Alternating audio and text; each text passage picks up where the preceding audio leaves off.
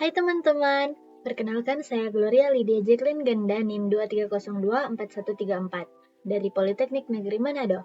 Saat ini saya akan mempresentasikan mengenai materi model dalam sistem pendukung keputusan.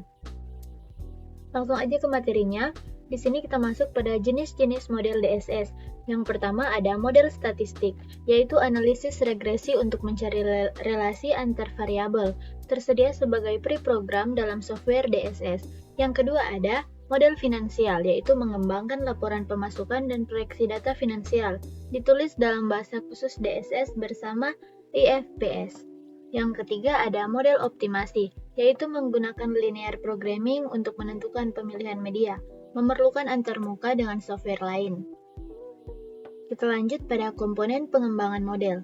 Nah, yang pertama ada identifikasi masalah, yang kedua identifikasi variabel, yang ketiga perkiraan atau forecasting, dan yang keempat manajemen model. Nah, kita bahas yang pertama dulu yaitu identifikasi masalah. Nah, di sini ada monitoring, scanning, dan interpretasi informasi, memahami budaya organisasi dan proses pengambilan keputusan. Lalu yang kedua, identifikasi variabel. Ini menentukan variabel keputusan, variabel hasil, dan variabel yang tidak dapat dikontrol. Lalu yang ketiga ada perkiraan atau forecasting, yaitu penting karena DSS dirancang untuk menentukan kejadian masa mendatang. Dan yang terakhir ada manajemen model, yaitu pengelolaan dan koordinasi berbagai model dalam sistem DSS. Kita lanjut ke kategori teknik optimasi. Nah, kategori yang pertama ada optimalisasi sederhana, yaitu proses dan tujuannya menentukan solusi terbaik dari alternatif sedikit.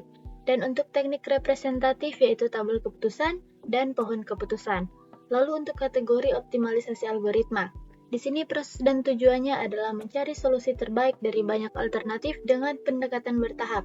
Dan untuk teknik representatif, model pemrograman matematika linear. Lalu untuk kategori simulasi, di sini proses dan tujuannya yaitu menemukan solusi baik melalui eksperimen. Dan untuk teknik representatif, berbagai tipe simulasi. Lalu ada kategori heuristik, yaitu proses dan tujuannya solusi baik menggunakan aturan-aturan dengan teknik representatif, pemrograman heuristik, dan sistem pakar. Kita lanjut pada analisis statis dan dinamis. Analisis statis versus dinamis. Yang pertama analisis statis, yaitu mengambil satu kejadian dalam situasi tertentu. Diasumsikan adanya stabilitas dalam interval waktu. Contohnya, pendapatan triwulan atau tahunan, keputusan membuat sendiri atau membeli produk. Dan yang kedua ada analisis dinamis. Di sini mengevaluasi skenario yang berubah setiap saat, tergantung pada waktu dan menunjukkan tren. Contohnya, proyeksi rugi laba 5 tahun dengan data input yang berubah dari tahun ke tahun. Lanjut di klasifikasi situasi keputusan. Nah, yang pertama ada kepastian. Pengambilan keputusan mengetahui dengan pasti hasil dari setiap alternatif yang dipilih. Lalu di sini ada ketidakpastian, yaitu pengambilan keputusan tidak mengetahui probabilitas hasil dan alternatif yang ada. Dan di sini ada resiko, yaitu hasil tidak pasti tetapi probabilitas dari setiap kemungkinan hasil dapat diestimasi. Dan next di diagram pengaruh model. Representasi grafis model untuk membantu desain, pengembangan, dan pemahaman model dengan format standar. Di sini ada segi 4, lingkaran, dan oval. Kita bahas yang segi 4, yaitu variabel keputusan yang dapat dikontrol. Untuk lingkaran, variabel yang tidak dapat dikontrol, dan oval, variabel hasil atau hasil akhir. Nah, di sini ada linear programming atau bisa disingkat dengan LP. Ini teknik optimasi untuk mengalokasikan sumber daya terbatas di antara berbagai aktivitas guna mencapai tujuan optimal. Di sini ada karakteristik, yaitu sejumlah sumber daya ekonomi tersedia digunakan dalam produksi dengan berbagai cara alternatif. Dan ada asumsi, yaitu hasil dapat dibandingkan, berdiri sendiri, dan semua data diketahui dengan pasti. Nah, simulasi dalam DSS. Teknik untuk melakukan percobaan dengan komputer pada model sistem manajemen menirukan kenyataan dengan sedikit penyederhanaan. Yang pertama, keuntungan.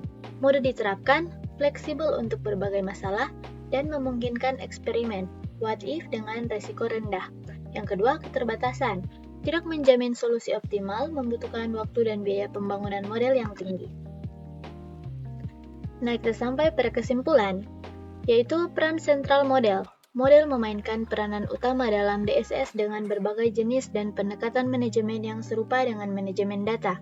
Lalu ada linear programming, yaitu tool paling sederhana dalam pemrograman matematis untuk alokasi optimal sumber daya terbatas.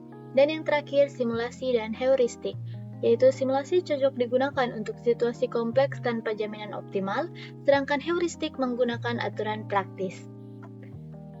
Sekian materi dari saya, semoga membantu. Sampai jumpa di video selanjutnya. Dadah!